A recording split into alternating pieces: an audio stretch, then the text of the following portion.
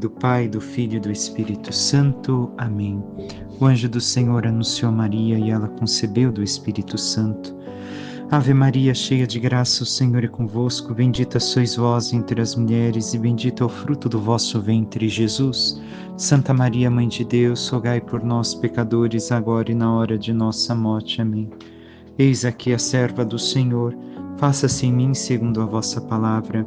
Ave Maria, cheia de graça, o Senhor é convosco. Bendita sois vós entre as mulheres e bendito é o fruto do vosso ventre, Jesus.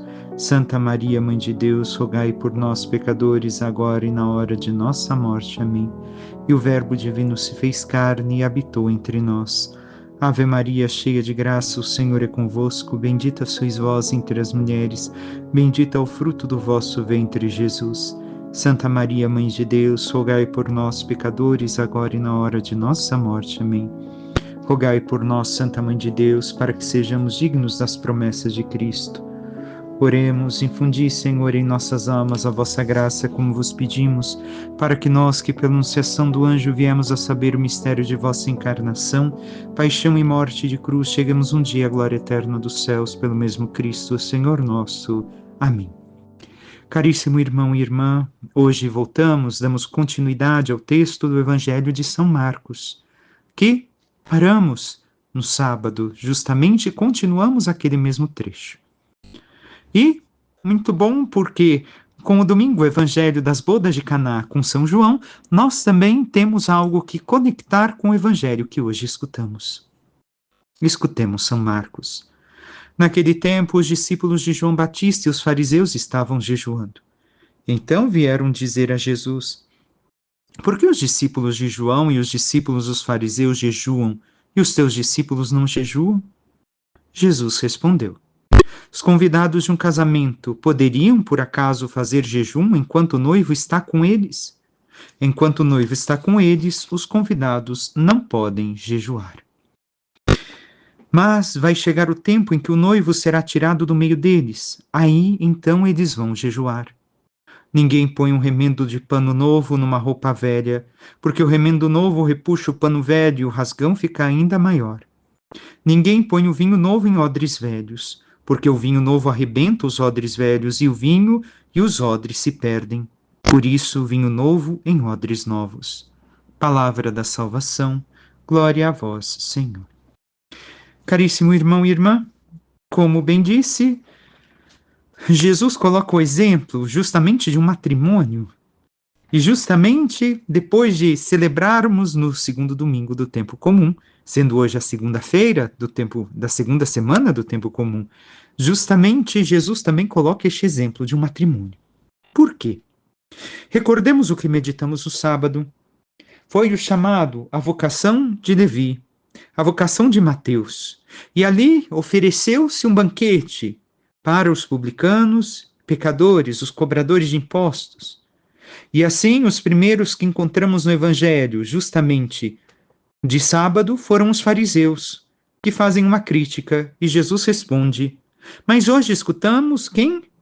Questionar em relação àqueles que seguem João Batista e os fariseus. Devemos de ter presente aqui esse questionamento que fazem a Jesus, do jejum. Então o jejum não é mais válido para a igreja? Uma vez, em certa realidade, numa quarta-feira de cinzas, ao pregar na missa, logo depois da pandemia, alguém veio me questionar, dizendo que eu estava colocando pesos absurdos na costa do povo, sendo que eu somente estava repetindo aquilo que a igreja nos indica, nos encaminha justamente para o tempo da quaresma, e uma dessas coisas é o jejum. Então, a igreja nunca suspendeu o jejum, mas não é de uma forma pesada como era antigamente na lei. E aqui, Jesus não está se desfazendo do jejum. Nos recorda justamente com o segundo exemplo, que é algo necessário para fazermos o passo na nossa vida espiritual, esta passagem para o amor. Muitas vezes devemos de cuidar da nossa carne e daquilo que nos impede de nos aproximarmos verdadeiramente de Deus, justamente com jejuns e penitências. Então Jesus não está se desfazendo, por isso devemos de entrar no texto. A primeira coisa que deve de estar em mente é que os fariseus e os discípulos de João jejuavam naquele mesmo dia em que os discípulos de Jesus, com seu mestre, estavam na casa de Levi, depois chamado Mateus. Mas Jesus respondeu, invocando a lei e os costumes dos judeus. Quais?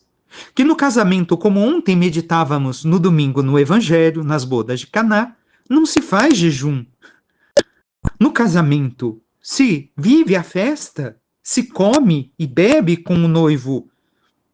E assim, nenhum dos convidados lhes é permitido tirar a alegria e não participar da alegria. E essa é a alegria por quê? Porque o esposo está com os discípulos. O esposo de nossa alma, como ontem longamente meditamos, está com os discípulos. Jesus está ali com eles e devem de viver a alegria esponsal do encontro do amado de suas almas com o Senhor.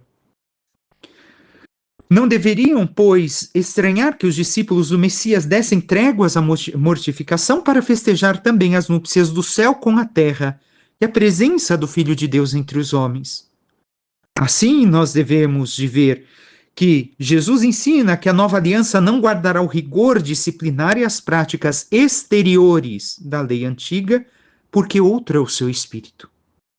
Como bem dissemos, exteriores. Não faço jejum para, como alguns hoje em dia dizem, emagrecer, ficar mais bonito, ou porque eu sou melhor do que fulano e beltrano, não, de forma alguma. O jejum não é para demonstrar, para fazer uma competição de vida espiritual. Porque eu sou melhor que o outro, porque eu jejuo, o outro não jejua, de forma alguma. Nós devemos de compreender aqui que o jejum é uma prática para gozar da presença e do amor de Deus.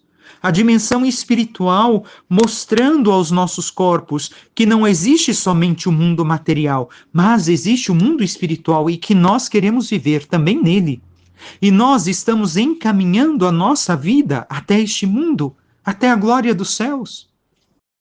Mas nós temos vivido as práticas, as penitências, justamente nesta recordação de estarmos na presença e no amor de Deus, de estarmos sendo transformados a esta vida eterna que o Senhor nos oferece. Mas uma coisa presente no texto, devemos de ver que os fariseus jejuavam 2 vezes, 2 dias na semana a mais do que era pedido pela lei, assim como os discípulos de João Batista, a qual no final serão uma seita na antiguidade chamado de cristãos joanitas. Mas, pelos ciúmes e a hipocrisia dos fariseus, o que tentam fazer com Jesus? Eles querem colocar Jesus mais uma vez numa berlinda, para mostrar a Jesus que ou os discípulos não jejuam porque Jesus não os ensina, e então se não jejuam como eles, fariseus e os discípulos de João Batista, a verem por esse modo se Jesus ia condenar os seus discípulos por falta de mortificação ou ao precursor, a João Batista, por excesso de penitência. Então queriam colocar Jesus justamente em combate a João. E Jesus mostra que não é isso, mas o jejum deve de levar a esta presença divina e não ser somente uma lei a qual nós subordinamos, mas nada muda o nosso amor para com Deus. Jesus ainda seguiu recordando a questão do casamento, como já meditamos. Como podem fazer jejum se no casamento é o momento de estar vivendo a alegria das núpcias? Mas Jesus está aludindo que chegará o momento em que o esposo oferecerá a sua vida e sacrificará a sua vida pela sua esposa, a igreja. E nesse momento, eles jejuarão. Devemos de ver que também o jejum não é somente o abster-se, mas a vida também, enquanto um sacrifício totalmente entregue a Cristo e a penitência vivida por amor a Cristo, como foram os apóstolos até derramarem o seu sangue pelo Divino Mestre, também é e faz parte e complementa o jejum e a penitência. Assim, a Igreja depois dispôs que nós vivêssemos, ao menos durante a quaresma, o jejum, para recordarmos que não vivemos somente do mundo material, mas nos espera o mundo espiritual. E o texto segue mais com outro exemplo que Jesus dá.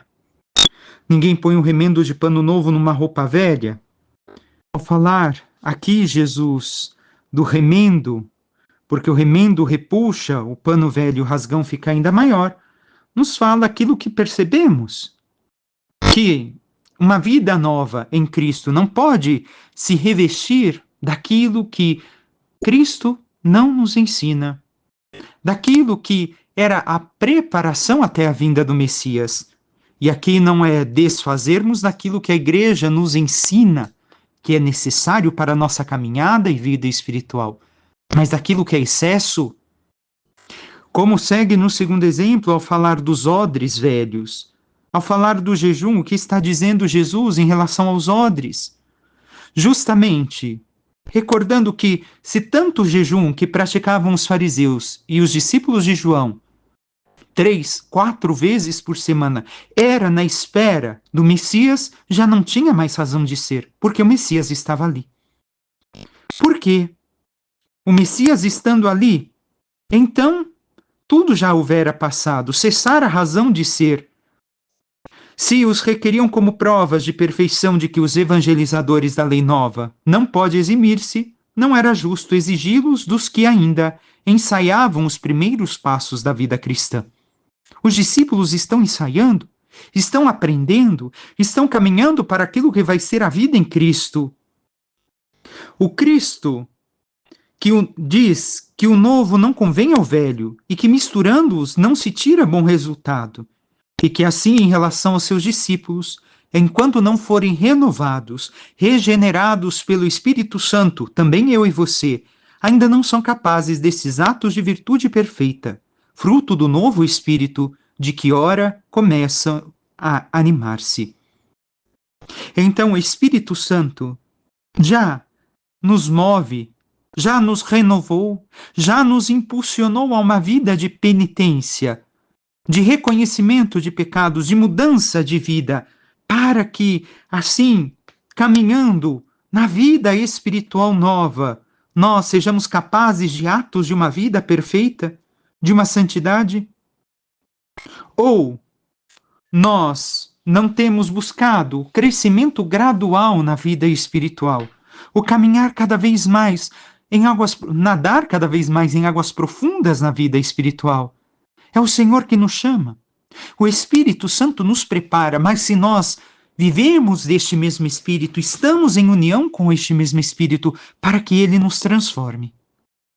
Então, deixemos o Espírito Santo agir em nós. Mas temos rezado pedindo a cada dia o Espírito Santo?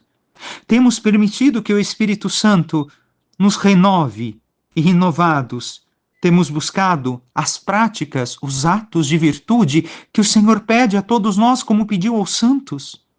Todos somos chamados a ser santos, recordo uma vez mais. E por fim também devemos entender que Jesus está mostrando aqui o Espírito novo que ele traz à aliança, recordando que o Espírito é quem vai vivificar e ensinar perenemente aquilo que estava na antiga revelação. O que tinha permanecido antes devia ser mudado, como a circuncisão e todo o resto da lei que já não servia mais, ou perfeicionado como a mesma fé, aperfeiçoado. Com a vinda do Evangelho, a nova graça de Deus renovou todo o carnal em espiritual, limpando completamente todo o antigo. É isso que Jesus fez. Esta obra que o Senhor realizou, mas não fez cessar, seja as penitências, seja o jejum, mas nos colocou o Espírito que devemos de viver. E falo uma vez mais, são práticas para gozar da presença e do amor de Deus, a dimensão da vida espiritual, e não para mostrarmos que somos melhores que os outros. Passemos brevemente pelo Salmo, a resposta justamente ao Salmo do sacerdócio: Tu és sacerdote eternamente, segundo a ordem do rei Melquisedeque. porque voltaremos uma vez mais à carta aos Hebreus. E jurou o Senhor e manterá sua palavra, tu és sacerdote eternamente, segundo a ordem do rei Melquisedeque. O que significa a ordem que vamos encontrar também na primeira leitura? É justamente um novo grupo. É uma nova, por assim dizer, agrupação para os romanos de um grupo do exército ou de movimentos que existiam ali entre o povo, civis. Então, daqui, Jesus se torna esse sumo sacerdote. Só que nós devemos de compreender a função do sacerdote, porque hoje parece que cada vez se torna mais obscura, inclusive para os sacerdotes. Infelizmente, diz a carta aos Hebreus: todo sumo sacerdote é tirado do meio dos homens e instituído em favor dos homens nas coisas que se referem a Deus, para oferecer dons e sacrifícios pelos pecados. Isso na antiga aliança. Mas, em certo aspecto, também acontece na nova aliança, na igreja. Nós, sacerdotes, somos homens instituídos em favor dos homens, nas coisas que referem a Deus, para oferecer o único sacrifício de Cristo pela remissão dos pecados. E oferecer o sacramento também da penitência para a remissão dos pecados. Esse é o nosso papel. Mas, segue o texto, sabe ter compaixão dos que estão na ignorância e no erro, porque ele mesmo está cercado de fraqueza. Também é a nossa função de sacerdote, ter compaixão. Mas não quer dizer aqui que devemos de aprovar tudo. Devemos de ser fiéis ao Senhor. Devemos de lhe obedecer e amar o pecador, mas não apoiar o pecado. Então reconhecemos as pessoas que muitas vezes estão na ignorância da fé, no erro da fé, e devemos de ajudá-las a serem fortes na fé e a crescerem em Cristo. Por isso deve oferecer sacrifício tanto pelos pecados do povo quanto pelos seus próprios. E isto também é uma realidade, porque ao oferecer o sacrifício de Cristo, nós também oferecemos pelos nossos pecados. Estamos em busca de santidade, ou deveríamos estar, como todo o povo santo de Deus. E por isso, nós não nos eximimos de oferecer o santo sacrifício da missa também pelo nosso pecado, pela nossa conversão e salvação. Ninguém deve atribuir-se esta honra, senão o que foi chamado por Deus como Arão. Isso na antiga aliança. Agora, na nova aliança, os chamados por Deus em Cristo. Deste modo, também Cristo não se atribuiu a si mesmo a honra de ser sumo sacerdote, mas foi aquele que lhe disse: tu és o meu filho, eu hoje te gerei. Como diz em outra passagem, tu és sacerdote para sempre na ordem de Melquisedeque.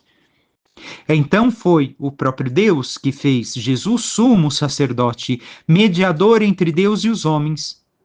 Enquanto, por um lado, entrega ao povo as coisas divinas, de onde vem o nome de sacerdote, isto é, aquele que dá as coisas sagradas, e por outro oferece a Deus as orações do povo, e igualmente satisfaz a Deus pelos pecados desse mesmo povo. Aqui é algo que compreendemos, e não interpretem mal, mas toda a liturgia da igreja deve de ser compreendida, até mesmo a liturgia de hoje, mas era muito mais compreendido justamente esse trecho, essa parte na missa antes do concílio. Por quê? E o padre celebrava de costas para o povo. Não. Quando o padre estava de costas para o povo, ele estava de frente para Deus, com o povo, oferecendo as orações, as preces, as intenções do povo para Deus. Quando o padre se voltava para o povo, ele oferecia as coisas de Deus para o povo. Sumo e eterno sacerdote, pontífice, ponte entre Deus e o povo e entre povo e Deus. E assim o quis o Senhor. Não somos nós que queremos, não foi a igreja que quis, mas foi assim que o fez o Cristo, e o sacerdote católico deve de fazer também em Cristo. Oferecer a Deus as coisas do povo e ao povo as coisas que Deus lhes dá. Sigamos o texto. Cristo, nos dias de sua vida, dirigiu preces e súplicas com forte clamor e lágrimas àquele que era capaz de salvá-lo da morte e foi atendido por causa de sua entrega a Deus. Aqui devemos de ver que não há contradição entre o haver sido escutado por Deus e o ter sofrido, porque Jesus não pediu a Deus, Pai, que o liberara da morte, senão que fizesse a sua vontade. E esta é a realidade. No Getsêmani, recordamos de Jesus em oração: ó Pai, se é possível, afasta de mim este cálice, porém não se faça a minha vontade, mas a tua. Então, não existe contradição entre aquilo que Jesus rezou e pediu e aquilo que verdadeiramente aconteceu, ao oferecer sua vida pela nossa salvação. E essa obediência foi tão grata ao Pai que Jesus, com sua morte, fez que fosse vencida a morte e chegada à perfeição e à fonte da salvação eterna. Como diz o texto, mesmo sendo filho, aprendeu o que significa a obediência a Deus por aquilo que ele sofreu. Mas na consumação de sua vida, tornou-se causa de salvação eterna para todos os que lhe obedecem. De fato, ele foi por Deus proclamado sumo sacerdote na ordem de Melquisedeque. E aqui nós também devemos de compreender que, com muito mais razão, nós devemos experimentar a obediência como criaturas pecadoras que temos chegado por filhos em adoção em Jesus.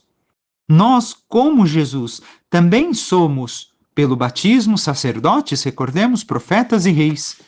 Então, em Jesus e como Jesus, devemos de oferecer a nossa vida ao Pai, e isso não exime de sofrimento. Não contrasta com aquilo que pedimos.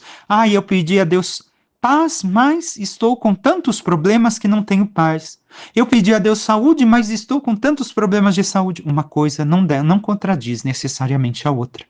Se somos obedientes ao Pai e compreendemos como Jesus a vontade dele, também nós devemos de oferecer a totalidade de nossa vida, para que ele transforme a nossa vida naquilo que realmente nos fará verdadeiramente felizes.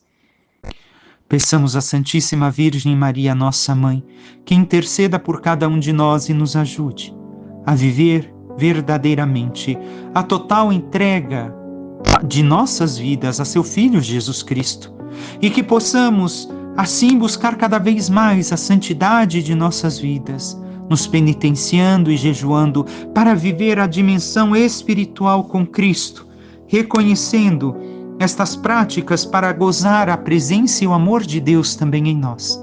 E assim, cada vez mais, buscando a perfeição que Cristo nos dá e vivendo cada vez mais a nossa santidade, possamos um dia ser dignos dos céus.